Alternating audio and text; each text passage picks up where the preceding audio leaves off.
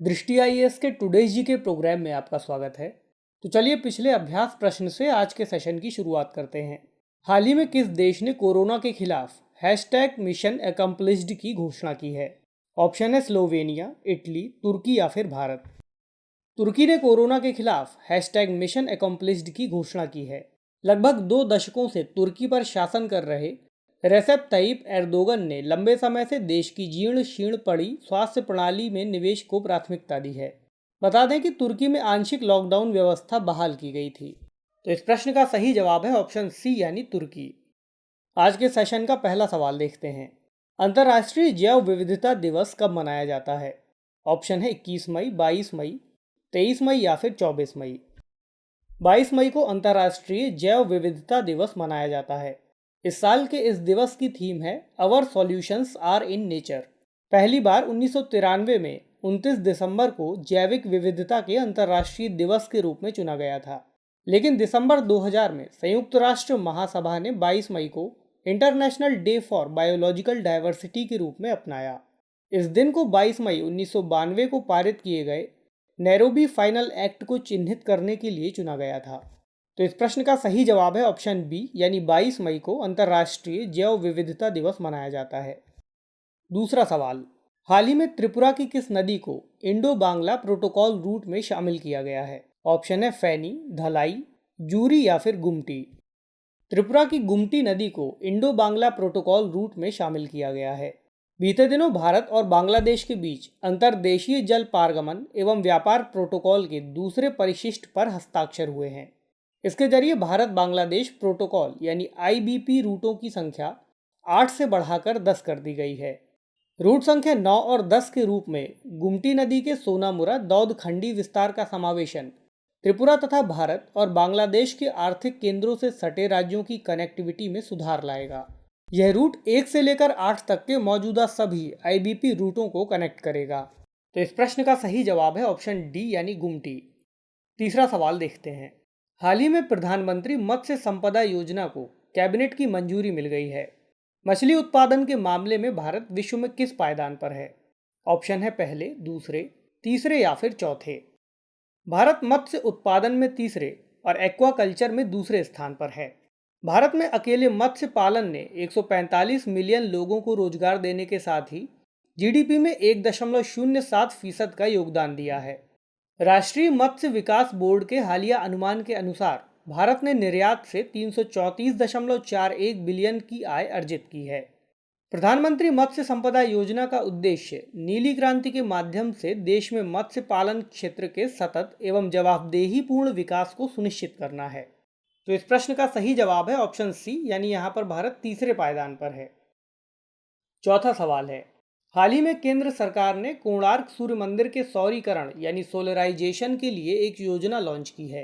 यह मंदिर किस राज्य में स्थित है? ऑप्शन है गुजरात, उत्तराखंड, ओडिशा या फिर केरल। केंद्र सरकार ने हाल ही में ओडिशा स्थित कोणार्क सूर्य मंदिर और कोणार्क शहर के सोलराइजेशन के लिए एक योजना शुरू की है। इस योजना में 10 मेगावाट ग्रिड से जुड़े सोलर प्रोजेक्ट और विभिन्न सोलर ऑफ ग्रिड अनुप्रयोग जैसे सोलर पेड़ और सोलर ड्रिंकिंग वाटर कियोस्क की परिकल्पना की गई है। यह योजना सौर ऊर्जा के आधुनिक उपयोग और प्राचीन सूर्य मंदिर के बीच तालमेल और सौर ऊर्जा को बढ़ावा देने के उद्देश्य को रेखांकित करती है। तो इस प्रश्न में कोणार्क का सूर्य मंदिर पूछा गया है कि किस राज्य में स्थित है, तो इसका सही जवाब है ऑप्शन सी यानी यह ओडिशा में स्थित है। पांचवा सवाल देखते हैं। हाल ही में कैबिनेट ने प्रधानमंत्री वय वंदना योजना के विस्तार को 31 मार्च 2023 तक बढ़ाने की मंजूरी दी है। यह योजना किस वर्ष शुरू की गई थी? ऑप्शन है 2014 में, 2015, 2016 में या फिर 2017 में। केंद्रीय कैबिनेट की हालिया बैठक में सरकार की एक बड़ी योजना प्रधानमंत्री वय वंदना योजना के विस्तार को मंजूरी मिली है। अब यह योजना 31 मार्च 2023 तक लागू रहेगी। इसके अलावा 2020-21 के लिए 7.40% की वार्षिक दर पर रिटर्न दिए जाने का फैसला लिया गया। 2020-21 के बाद हर साल इसे ज़रूरत के हिसाब से तय किया जाएगा। गौरतलब है कि इस योजना को 2017 में शुरू किया गया था। योजना का संचालन भारतीय जीवन बीमा निगम के जरिए किया जा रहा है। इस योजना में शामिल होने के लिए न्यूनतम आयु 60 वर्ष होना चाहिए, जबकि अधिकतम आयु तय नहीं की गई है।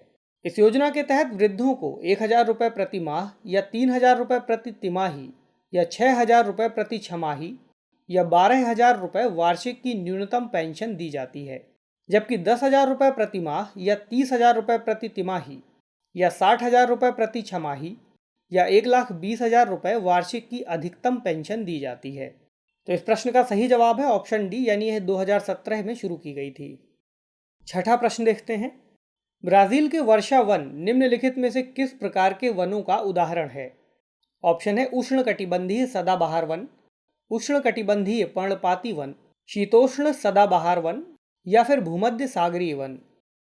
उष्णकटिबंधीय सदाबहार वनों को उष्णकटिबंधीय वर्षा वन भी कहते हैं।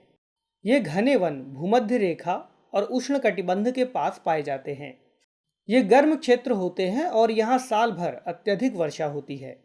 क्योंकि यहाँ का मौसम कभी शुष्क नहीं होता, इसलिए यहाँ के पेड़ों की पत्तियाँ पूरी तरह नहीं झड़ती, इसलिए इन्हें सदाबहार वन कहा जाता है। ब्राज़ील के वर्षा वन भी इसी उष्णकटिबंधीय सदाबहार वनों का एक उदाहरण है। विश्व का सबसे बड़ा सांप एनाकोंडा उष्णकटिबंधीय वर्षा वन में ही पाया जाता है। साथ ही यहाँ रोजवुड, आबनूस और महोगनी जैसे पेड़ पाए जाते हैं। तो इस प्रश्न का सही जवाब है ऑप्शन ए, यानी यह उष्णकटिबंधीय सदाबहार वन का उदाहरण है। सातवां प्रश्न देखते हैं। निम्नलिखित में से किस प्रकार के प्रदेश को विश्व का फलोद्यान कहा जाता है? ऑप्शन है उष्णकटिबंधीय, भूमध्य सागरीय, मरुस्थलीय या फिर शीतोष्ण। महाद्वीपों के पश्चिम एवं दक्षिण पश्चिमी किनारे पर भूमध्य सागरीय वनस्पतियां पाई जाती हैं। ये अधिकतर यूरोप, अफ्रीका एवं एशिया के भूमध्य सागर के समीप वाले प्रदेशों में पाई जाती हैं। इसके अलावा ये वनस्पतियां संयुक्त राज्य अमेरिका के कैलिफोर्निया, दक्षिण पश्चिमी अफ्रीका एवं दक्षिण पश्चिमी ऑस्ट्रेलिया में भी पाई जाती हैं। इन क्षेत्रों में आमतौर पर संतरा, अंजीर, जैतून और अंगूर जैसे खट्टे फलों का उत्पादन होता है। लिहाजा भूमध्य सागरीय प्रदेश को फलों की कृषि के कारण विश्व का फलोद्यान भी कहा जाता है। भूमध्य सागरीय वृक्षों की मोटी छाल एवं पत्तियां वाष्पोत्सर्जन को रोकने में सहायक होती हैं। तो इस प्रश्न का सही जवाब है ऑप्शन बी, यानी भूमध्य सागरीय। तो चलिए आठवां प्रश्न देखते हैं। निम्नलिखित में से किस प्रकार के वनों को टैगा कहा जाता है? ऑप्शन है शीतोष्ण सदाबहार वन, कंटीली झाड़ियां, शीतोष्ण पर्णपाती वन या फिर शंकुधारी वन। उत्तरी गोलार्ध के उच्च अक्षांशों में शंकुधारी वृक्ष पाए जाते हैं। इन्हें टैगा भी कहा जाता है। हिमालयी क्षेत्रों में इस प्रकार के वृक्ष बहुतायत में मिलते हैं। ये लंबी एवं मुलायम लकड़ी वाले सदाबहार वृक्ष होते हैं। इन वृक्षों की लकड़ियों का उपयोग लुगदी बनाने के लिए किया जाता है, जो सामान्यतः अखबारी कागज बनाने के काम आती है। मुलायम लकड़ियों का उपयोग माचिस एवं पैकिंग के लिए बक्से बनाने में भी किया जाता है। चीड़, देवदार आदि इस प्रकार के वनों के प्रमुख उदाहरण हैं। इन वनों में सामान्यतः सिल्वर फॉक्स, मिंक और पोलर बियर जैसे जानवर पाए जाते हैं। तो इस प्रश्न का सही जवाब है ऑप्शन डी, यानी शंकुधारी वन को ही टैगा कहा जाता है। नौवां प्रश्न देखते हैं। निम्नलिखित में से कौन सा एक उष्णकटिबंधीय घास के मैदान का उदाहरण नहीं है? ऑप्शन है स्टेपी, सवाना, कंपोस या फिर लानोस।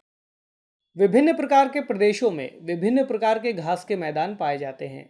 उष्णकटिबंधीय प्रदेशों में पाए जाने वाले घास के मैदान इस प्रकार हैं। पूर्वी अफ्रीका में सवाना घास के मैदान पाए जाते हैं। ब्राज़ील में कंपोस और वेनेजुएला में लानोस पाए जाते हैं। इसी तरह शीतोष्ण कटिबंधीय प्रदेशों में पाए जाने वाले घास के मैदान इस प्रकार हैं।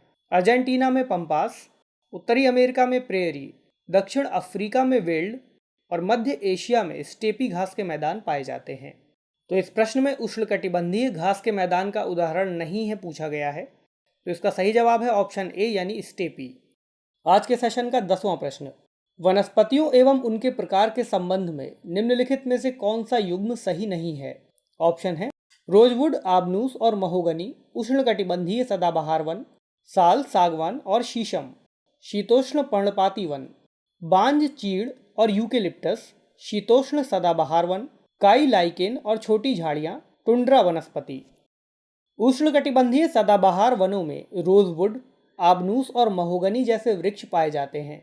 उष्णकटिबंधीय पर्णपाती वनों में साल, सागवान, नीम और शीशम जैसे वृक्ष पाए जाते हैं। शीतोष्ण सदाबहार वनों में बांज, चीड़ और यूकेलिप्टस जैसे वृक्ष पाए जाते हैं। शीतोष्ण पर्णपाती वनों में बांज, ऐश, और बीच जैसे वृक्ष पाए जाते हैं। संतरा, अंजीर, जैतून और अंगूर जैसे खट्टे फल भूमध्य सागरीय वनस्पतियों के उदाहरण हैं। चीड़, देवदार आदि शंकुधारी वृक्ष हैं। इसके अलावा काई, लाइकेन और छोटी झाड़ियाँ टुंड्रा प्रकार की वनस्पति हैं। तो इस प्रश्न का सही जवाब है ऑप्शन बी, यानी साल, सागवान और शीशम शीतोष्ण पर्णपाती वन के साथ संयोजित नहीं है। तो आइए आज का अभ्यास प्रश्न देखते हैं। खबरों में रहा शब्द अगाप्पे चित्रामग्न क्या है? ऑप्शन है एक परीक्षण किट, जीआई टैग प्राप्त एक मिठाई, केरल का एक जनजातीय समूह या फिर तमिलनाडु का एक फेस्टिवल। तो कमेंट सेक्शन में इस अभ्यास प्रश्न का सही जवाब देना ना भूलें। अगले सेशन में कुछ नए प्रश्नों के साथ आपसे फिर मुलाकात होगी। तब तक के लिए नमस्कार।